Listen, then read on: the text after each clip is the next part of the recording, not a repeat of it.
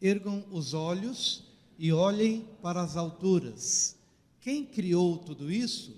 Aquele que põe em marcha cada estrela do seu exército celestial e a todas chama pelo nome.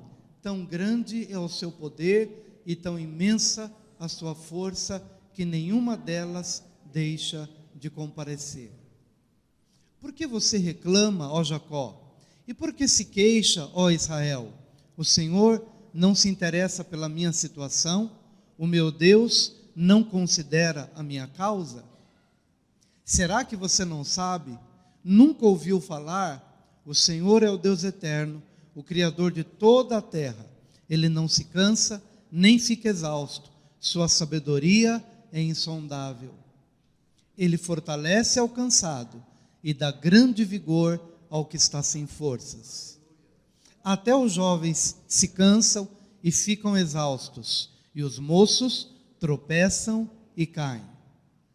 Mas aqueles que esperam no Senhor renovam as suas forças, voam bem alto como águias, correm e não ficam exaustos, andam e não se cansam. Amém. Glória a Deus. Pai querido, nós nesta manhã pedimos mais uma vez a intervenção do Teu Espírito para que tenhamos condições de compartilhar a Tua palavra. Palavra que nos anima, que nos encoraja, palavra que nos dá esperança, que nos dá sentido para a vida. Que o Senhor nos ajude, nos abrace neste momento com Teu amor, com os Teus braços eternos e nos leve a um entendimento crescente da Tua presença, da Tua vontade, de como viver aqui na terra. Assim, nós oramos agradecidos no nome precioso de Jesus. Amém. Nesta manhã eu gostaria de falar sobre o cansaço da alma. Vamos repetir essa frase? O cansaço da alma. Há 3 coisas sobre as quais eu gostaria de falar brevemente nesta manhã. A primeira delas é uma constatação. A constatação de que os jovens se cansam. A constatação de que a nossa natureza humana, que é próprio da nossa natureza humana, produzir em nós cansaço. É o cansaço da vida, é o jovem, por ser jovem cronologicamente falando, mas é o jovem casado, os novos casamentos, os jovens casais se cansam. A nossa natureza humana, ela é tendente a um declínio de energia, declínio de motivação, declínio de esperança.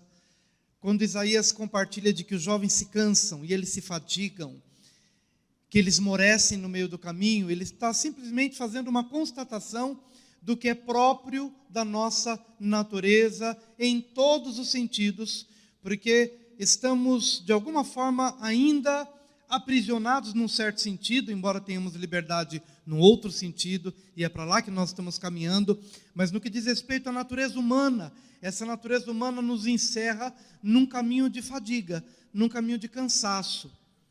E nós temos percebido o cansaço dos jovens, especialmente quando a gente começa a tratar do tema suicídio, em que muitos países, através de políticas, através de medidas econômicas, através de medidas sociais, países mais evoluídos que estão tentando perceber e diagnosticar isso no meio da sociedade, e em alguns lugares têm conseguido reduzir. No Brasil, numa pesquisa de 2010 a 2012, houve um acréscimo em 10% de incidências de suicídio no meio de jovens. Então a Bíblia não está falando nada diferente do que a gente tem visto no nosso contexto. Os jovens se cansam. Os jovens se cansam. Os matrimônios se cansam. Quando você vai olhando também os índices crescentes de divórcio, de separação, nada mais, nada menos do que uma constatação dessa nossa natureza dura, difícil, espinhosa, relacionamentos complicados, que vão promovendo a desagregação familiar, vão promovendo também na vida desses jovens uma crescente falta de perspectiva, de sonhos. No bojo dessas estatísticas, nós vamos encontrar o alcoolismo crescendo, nós vamos encontrar famílias que se desagregam e se desconectam dos seus filhos, e os filhos vão perdendo o senso de propósito de vida e acabam se afundando na internet, estão conectados com o mundo, mas eles estão sozinhos. Cresce o número de suicídios entre esses jovens que vão mergulhando na internet. Parece que eles estão conectados com muita gente, mas eles estão ali justamente pelo contrário. É porque eles conversam com muitos, mas eles não têm essência em nada. Eles não conseguem aprofundar relacionamentos saudáveis, sólidos, não conseguem tocar, abraçar, ouvir, sentir dessas pessoas um sentido para a vida. Então eles estão se isolando, eles estão mergulhando num caos de solidão, de isolamento, estão perdendo sentido para a vida. Há algumas medidas políticas no sentido de fazer com que a mãe que engravidou fora do tempo ou sem a presença do marido em casa, vão tentar fazer com que a vida dessa mãe seja mais suportável. Por quê? Porque ela tem dentro de si uma criança que vai nascer, e essa mãe amargurada é uma fortíssima candidata a fazer dessa criança, quando vier a nascer, uma criança infeliz. E essa criança que há de nascer no ambiente social como esse, também amanhã vai mergulhar no sexo, vai mergulhar nas drogas, talvez, não necessariamente, mas é uma forte candidata de crianças que já nascem no lar não estável, não seguro, que não conseguem manifestar amor. E então estamos produzindo mais e mais jovens que se cansam. É interessante perceber como o suicídio cresce também entre pessoas que tiveram uma gravidez indesejada ou que contraíram o vírus HIV, mas quando você vai conversar com esses jovens, segundo as pesquisas e segundo os especialistas, não faltou instrução. Eles poderiam ter usado um preservativo, eles poderiam ter feito alguma coisa para que não acontecesse um mal maior. Mas por que não fizeram? Não fizeram porque queriam correr risco. Olha que coisa absurda. E por que queriam correr risco? Porque a vida está tão sem graça que eles queriam promover alguma aventura para sentir alguma adrenalina, para que de alguma forma eles pudessem dizer: puxa, olha, é um risco, é um perigo, eu sei, mas a vida está tão chata, está tão caótica, está tão difícil voltar para casa, está tão difícil conversar com o pai, está tão difícil conversar com a mãe, está tão difícil voltar para o convívio familiar, que eles acabam mergulhando numa aventura para correr risco, para tornar a vida um pouco mais divertida. A constatação é que os jovens se cansam. Eles estão bebendo mais, eles estão se drogando mais, eles estão sendo amados menos. Do ponto de vista econômico, social também, como temos falado até aqui, há uma fase crítica, 18 anos até 25 anos, a fase de definição de profissão, dificuldade de descobrir o que quer fazer, ou quando descobre, não há um suporte familiar, ou não há um suporte no que diz respeito a medidas que ajudem a pessoa a estudar bem ou a trabalhar bem. E esse momento de definições gera um vazio, gera uma dúvida, gera uma crise. Os jovens se cansam. Eles se fatigam. Essa é a constatação. Não bastasse simplesmente a nossa natureza humana decaída e pecaminosa. Há um conjunto de fatores ao nosso redor e que está violentamente militando contra os nossos jovens. É por isso que quando Daniel perguntou: pai, podemos pintar a igreja de uma maneira diferente, para fazer um culto diferente? Pode fazer. Pai, posso colocar um telão aqui para o jovem vir para o culto e participar? não pensei 1 minuto nem 2 minutos, porque o adulto, teoricamente falando, ele está consolidado, mas há uma geração que ela precisa ser atraída, e ela precisa ser trazida.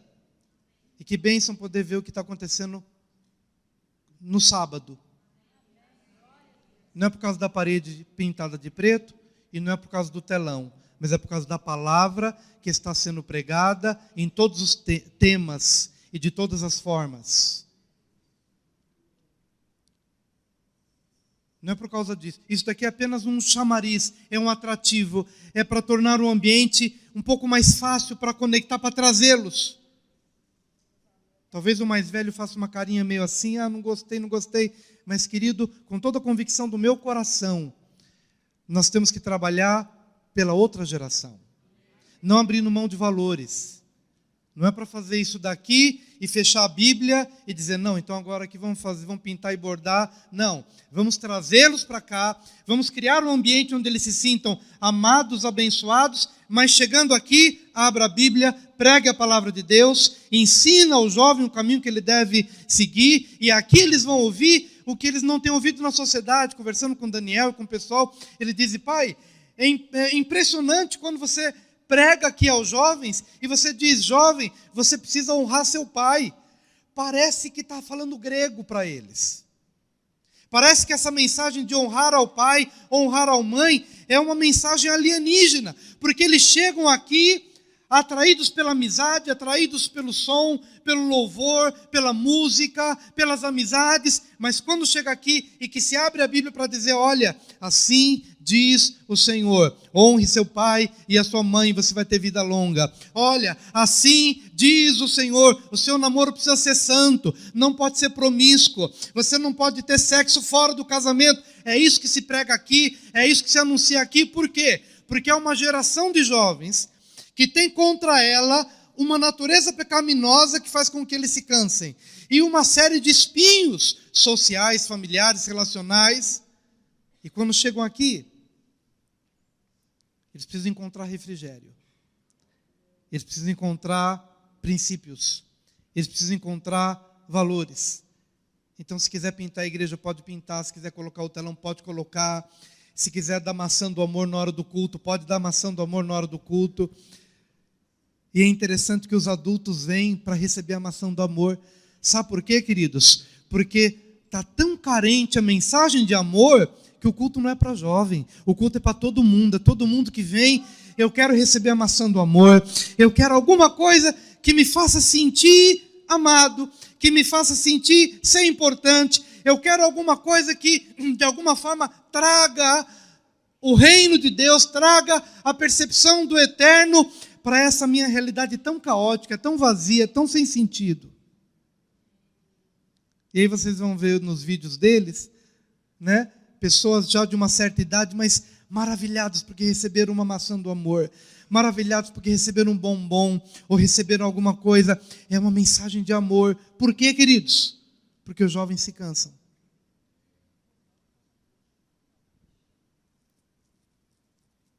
Porque os jovens se cansam e eles se fatigam.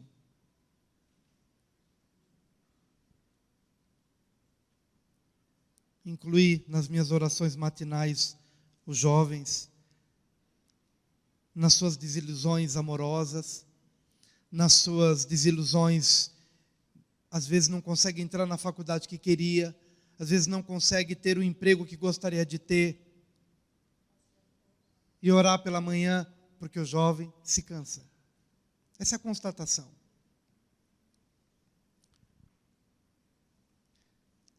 Constatação é essa. Mas o que está na causa disso? No versículo 27, há uma chave para a gente. Por que dizes, ó Jacó, e falas, ó Israel, o meu caminho está escondido ao Senhor, e o meu juízo passa despercebido ao meu Deus? Por que Israel estava cansado? Por que Jacó estava cansado? Por que uma nação estava cansada? Porque ela tinha uma visão errada de Deus. Mas o problema não está em Deus, o problema está em nós. Porque quem revela Deus às pessoas somos nós. Vamos dizer isso? quem revela Deus para as pessoas? Somos nós. Para um pouquinho para pensar sobre Jesus. Jesus era a imagem exata de Deus, a expressão exata de Deus. Alguém perguntou, mostra-nos o Pai. Eu falei, quanto tempo eu estou aqui com você, você não conhece o Pai? Eu e o Pai somos um. Não há nada diferente no Pai que você não veja na minha vida. Não há nenhum mistério no Pai que não tenha sido revelado, manifestado, quando eu multipliquei os pães, quando eu curei o cego, quando eu perdoei a pecadora. Não há nenhum segredo em Deus que eu não tenha vivenciado na prática, na convivência, suportando os mais fracos, os mais cansados, dando esperança. Então Jesus, de carne e osso, aquele Jesus que caminhou entre nós, era a exata expressão de Deus. Então, o que aquela geração podia conhecer de Deus, ela podia conhecer na figura, na pessoa, no toque, na palavra de Jesus. O problema é que Jesus foi embora e no lugar dele ficou eu e você. Ficamos nós. Pode ser um problema, mas pode ser a solução. Pode ser um problema na medida em que eu não ando à altura de Jesus. Se eu não ando à altura de Jesus, eu não consigo revelar Deus para a minha sociedade. Consequentemente, se eu não ando à altura de Jesus, eu vou sufocar a personalidade da minha esposa. Se eu não ando à altura de Jesus, eu vou oprimir meus filhos. E esses jovens que se cansam serão vítimas das mãos de um pastor. De um pastor que, embora seja pastor, mas ele não é semelhante a Jesus. Ele não vive como Jesus. Ele não tem um coração de Jesus. Então ele oprime a esposa. Então ele sufoca seus filhos. Então ele descarrega as suas frustrações na vida dos seus filhos, que vão crescer com uma visão errada de Deus. Qual era o problema da nação de Israel? Eles tinham um problema em relação a Deus. É como se entre Deus e eles houvesse um cobertor ou um lençol, e é isso que eles estão dizendo.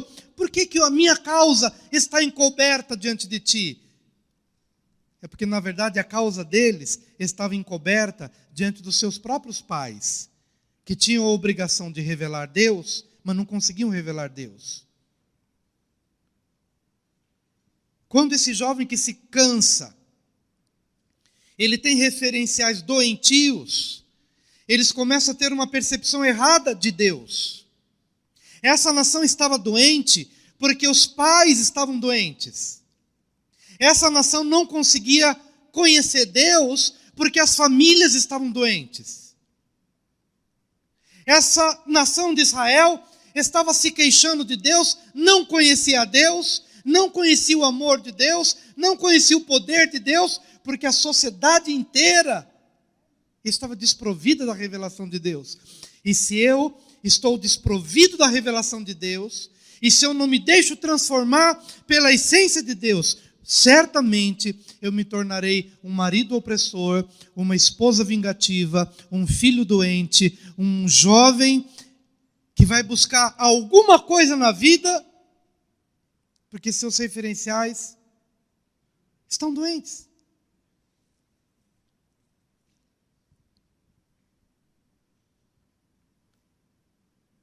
O que eu quero trazer aqui como constatação é que, em primeiro lugar, que os jovens se cansam, que os casamentos se cansam. Essa é a constatação. E que a tendência é da gente ficar cada vez mais fraco. Essa é a constatação. Mas a causa é que parece que tem um véu sobre a sociedade que não consegue enxergar a Deus. Mas essa visão de Deus está sendo passada de forma errada. O problema não está em Deus. O problema é que os ambientes nos quais eu vivo não conseguem revelar Deus para as pessoas.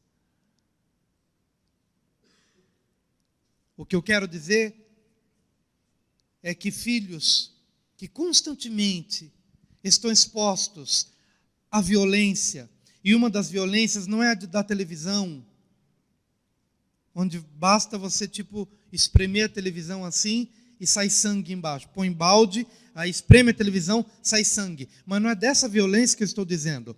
É da violência nos ambientes em que nós convivemos.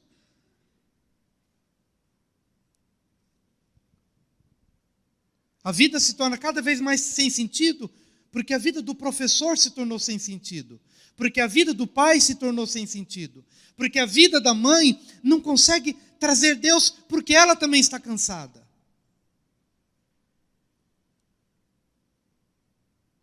Então não conseguimos enxergar o amor de Deus, porque as referências que a gente tem não conseguem experimentar o amor de Deus. E não conseguem ser canais do amor de Deus.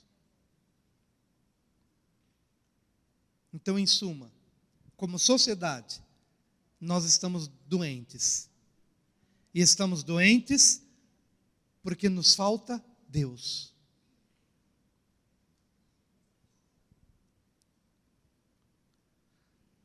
Mas para onde Deus quer nos levar? Qual é a cura para tudo isso? No versículo 26, olha o que a Bíblia diz. Levantai ao alto os olhos e vede. Quem criou estas coisas? Foi aquele que faz sair o exército delas segundo o seu número. Ele as chama a todas pelo seu nome, por ser ele grande em força e forte em poder. Nenhuma faltará. Oh, glória a Deus. Diga para o seu vizinho, levante os seus olhos.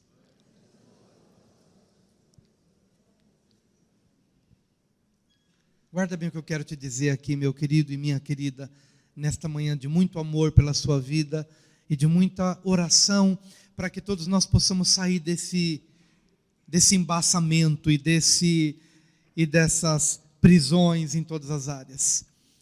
Qual é a saída de Deus para cada um de nós? Levantar os olhos. Foi a palavra que Deus me trouxe quando eu estava conversando com uma pessoa e ela começou a relatar os seus problemas aqui e ali e aqui e ali, e tudo aquilo estava sufocando-a de tal maneira que passou pela cabeça fazer uma bobagem. E naquele momento, foi nítida a percepção de que é assim que nós muitas vezes nos percebemos.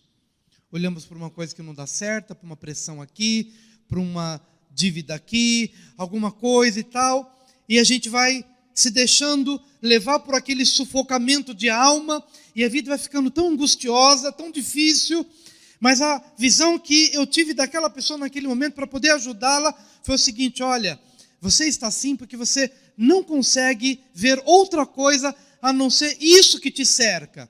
Mas eu queria lhe convidar a levantar os seus olhos, a sair dessa zona de conflito na qual você se encontra agora. Erga o seu olhar, a fim de que você possa perceber que a vida é muito maior do que isso que você está vivendo nesse momento da sua vida. Levante os seus olhos e comece a olhar as coisas a partir de um outro prisma, a partir de uma outra posição. Saia deste sufocamento de alma, que é agravado a partir do momento em que você consegue enxergar somente estas coisas. Veja a partir de um outro prisma, e é isso que o Senhor está chamando a nação. Olha, vocês estão doentes, vocês estão cansados, mas eu faço um convite a vocês: levantem os olhos. Muitas vezes não há nada mais terapêutico quando você está dentro de casa e pensa nos problemas, e pensa nas dificuldades, e pensa nas dívidas, e pensa no marido, ou pensa na esposa. Não tem coisa mais terapêutica do que você sair de casa e dar uma volta na rua e olhar para o céu e ver as estrelas. É disso que ele está dizendo: olha, eu sou o Criador, eu ordeno muito bem todas as coisas, todas as estrelas, bilhões e bilhões, eu as chamo pelo nome e não falta nenhuma. E então quando a gente sai para fora e começa a ver, Deus bendito, olha o meu mundinho, esse meu mundo me sufoca, me mata. Esse meu mundo faz com que eu sinta vontade de morrer. Mas quando eu saio para fora e eu olho, eu vejo as obras das tuas mãos, o Senhor que criou todas as coisas, que ordenou o limite para as ondas. Ondas, vocês vão só até aqui, a partir daqui vocês não passam. Foi eu, Criador, eu Senhor, eu organizei, eu ordenei, eu ordeno, eu sustento todas as coisas pela palavra do meu poder. Porventura, não posso resolver o teu mundo? Porventura, você não sabe, você não ouviu, eu sou o Criador, eu criei a natureza humana e eu sei onde ela se desvirtuou, onde ela se desviou. Eu conheço esse vírus, eu sei o vírus do pecado, da degradação, eu conheço. Eu que ordenei todas as coisas e pela palavra do meu poder coloquei em ordem todas as coisas do universo. Não posso penetrar no seu mundo, não posso organizar o seu mundo, não posso penetrar no vazio do seu coração e da sua alma, não posso reorganizar a sua vida, seus planos e seus sonhos, mas você precisa fazer este exercício de levantar os seus olhos, e é esse o convite que eu quero te fazer nessa manhã, quando tudo parece perdido. E eu ouvi o testemunho de um pastor, que ele havia tido um problema familiar, e o mundo tinha caído na cabeça dele. E um monte de coisa havia passado, porque ele tinha perdido tudo. Ele foi para a piscina, e ali na piscina, com as costas doendo, com a cabeça fervendo, querendo que tudo acabasse ali, que apertasse um botão e acabasse tudo. Mas ele foi para a piscina e olhou para cima, respirou fundo, e é como se Deus dissesse: fica calmo, eu estou com você. Eu reordeno as coisas, eu organizo tudo, e eu vou entrar no seu mundo e restaurar aquilo que precisa. Sai para fora, levanta o seu olhar, olha. Eu sou o Criador, eu fiz tudo isso. Essa palavra é linda, queridos. Levantai ao alto os olhos e vede. Quem criou estas coisas? Foi aquele que faz sair o exército delas segundo o seu número. Ele as chama a todas pelo seu nome, por ser ele grande em força e forte em poder, nenhuma faltará.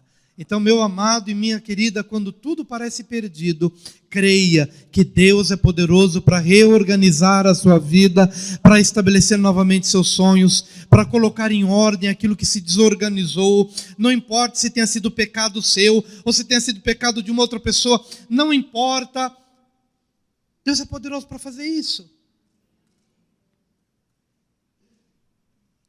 Mas o que está faltando é de gente que se pareça mais com Jesus. E esse é o desafio. Eu queria que você se parecesse mais com Jesus. Porque tem muita gente na sua empresa que está dizendo exatamente o que Israel disse: Deus não liga para mim, Deus não se importa comigo, Deus me deixou a minha própria sorte, Deus não se importa comigo. Mas sabe o que vai acontecer? Nesse local, nessa empresa, nesse setor, Deus plantou você. E quando você é plantado ali, você passa a ser a expressão de Deus naquele lugar. Então esse Deus desconhecido para estas pessoas que estão dizendo, e por que elas dizem isso? Porque quando uma criança é violentada pelo próprio pai, essa criança cresce com esse conceito de que Deus não se importa com ela. Quando uma criança é violentada pelo vizinho, pelo avô, por alguém, e alguma coisa acontece, ela cresce com esse sentimento: Deus não liga para mim, Deus não se importa comigo, Deus não está interessado com a minha causa. É assim que ela cresce, é assim que ela pensa. Mas quando você, que passa a ser a expressão de Deus na terra, encosta essa pessoa, e toca nessa pessoa, e abençoa esta pessoa, e cura esta pessoa, e se identifica com o cansaço dessa pessoa, então ela vai sair com uma impressão: Deus existe. Deus existe. Deus não é indiferente à minha causa. Deus existe.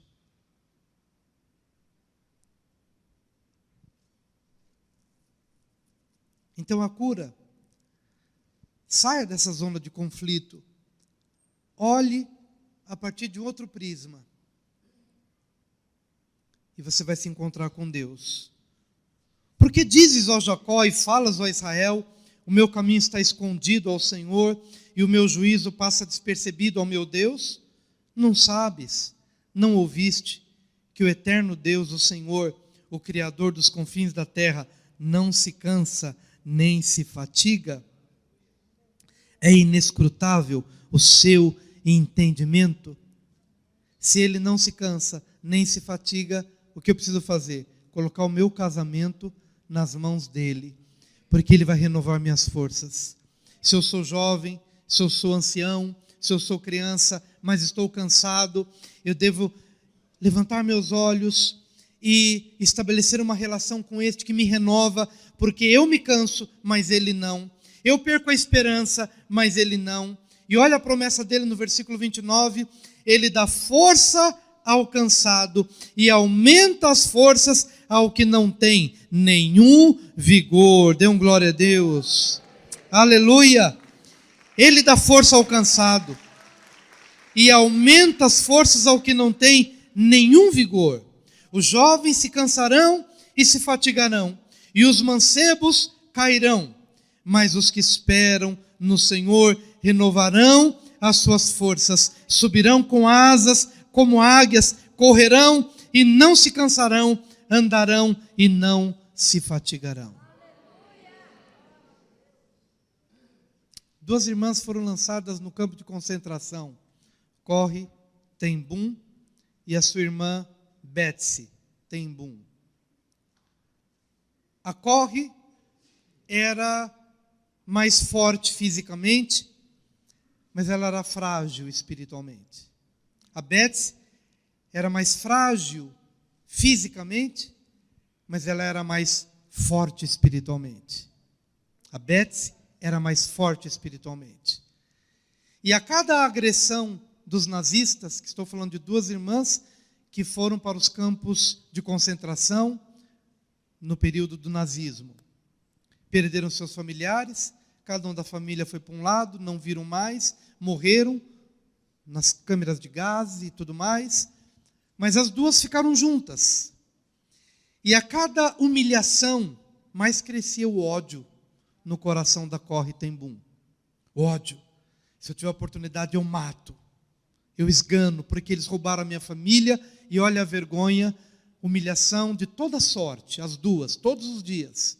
E a Corre Ten Boom, embora fosse mais forte fisicamente, mas ela era frágil no espírito. A Betsy era mais frágil no físico, mas ela era forte no espírito, e começou a ensinar para a irmã: não seja prisioneira deles. Não seja prisioneira do ódio. Perdoe a cada um deles. Inclusive, antes de morrer, a Betsy disse: olha, esse lugar aqui é um lugar de morte. Quando nós sairmos daqui, nós vamos reformar este lugar e nós vamos chamar todas as famílias que perderam seus entes queridos e vamos transformar este lugar um lugar de restauração. Vamos pintar, vamos deixar ele bonito e vamos chamar as famílias e vamos transformar este ambiente de morte num ambiente de vida. Não deu tempo dela ver esse sonho cumprido, porque em poucos dias depois dela ter falado isso para a irmã, ela morreu. Mas antes disso, ela sempre enxertou no coração da irmã o seguinte: vença o ódio com o amor, perdoe. Não se deixe adoecer, nem se aprisionar por qualquer coisa que eles vierem a fazer com você. Porque nós somos livres. Eles são os verdadeiros prisioneiros. Nós somos livres. Na medida em que nós amamos, nós somos livres. Na medida em que nós perdoamos, nós somos livres. Na medida em que nós voamos como a águia. Porque o jovem se cansa, se abate, odeia, não perdoa. Mas aqueles que esperam no Senhor renovarão as suas forças e eles subirão com asas como águias. Então, quando eu perdoo, eu me torno como uma águia. Quando eu amo, eu sou livre para voar. Eu sou livre para quebrar as algemas do ódio, do ressentimento e da amargura. Porque aqueles que esperam no Senhor, eles renovarão as suas forças e eles subirão Aquela jovem, aquela mulher frágil na sua condição física, mas era gigante na força. E é isso que eu quero chamar para o seu casamento. Que você seja forte espiritualmente, para voar como uma águia, para subir. Se tiver que andar, você não vai se cansar. Se tiver que correr, você também não vai se fatigar, não vai se desanimar. Porque nós estamos diante do Deus que não se cansa, não se fatiga, não se desanima, não se desespera, não dá cabo da sua própria vida. E se estivermos conectados a Ele, teremos força para perdoar, para caminhar a segunda milha e para vivenciar o melhor que Ele tem para as nossas vidas. Eu quero lhe convidar a orar comigo nesse momento. Se você puder vir aqui à frente. Pai querido, nessa manhã, diante da constatação de que os jovens se cansam, e nesse momento não estamos pensando apenas em alguém dentro de uma faixa etária, mas todos aqueles, ó Deus, que se cansam pelo que é comum a todos nós. Primeiro, a nossa natureza decaída, nossa natureza humana, que nos joga para baixo. E segundo, pelos contextos da nossa vida, nós nos cansamos. Muitas vezes achamos que a nossa causa não é percebida pelo Senhor, não porque diretamente tenhamos algum problema contigo, mas porque as nossas referências que poderiam nos revelar a Tua presença, nossas referências que poderiam trazer a essência da Tua presença, essas referências também têm estado adoecidas, como que com um véu sobre seus olhos, e elas não conseguem amar na dimensão do Teu amor, não conseguem perdoar na dimensão do Teu perdão, não conseguem ser amigas, não conseguem ser leais, não conseguem ser fiéis na dimensão da sua lealdade, fidelidade. Por isso, Senhor, temos deixado de te conhecer, porque aqueles que poderiam revelar ao Senhor estão também fragilizados. Mas hoje entendemos o Teu convite. Queremos sair desse nosso mundo opressor, dessas realidades que às vezes não mudam, e queremos levantar os olhos e começar a receber de Ti, de verdade, Tu que és a fonte da nossa alegria, do nosso renovo. Recebemos de Ti, Senhor, o que precisamos para a nossa vida. Meu querido, eu quero te convidar a fazer esta oração de todo o seu coração. Faça a sua oração. Levante os seus olhos.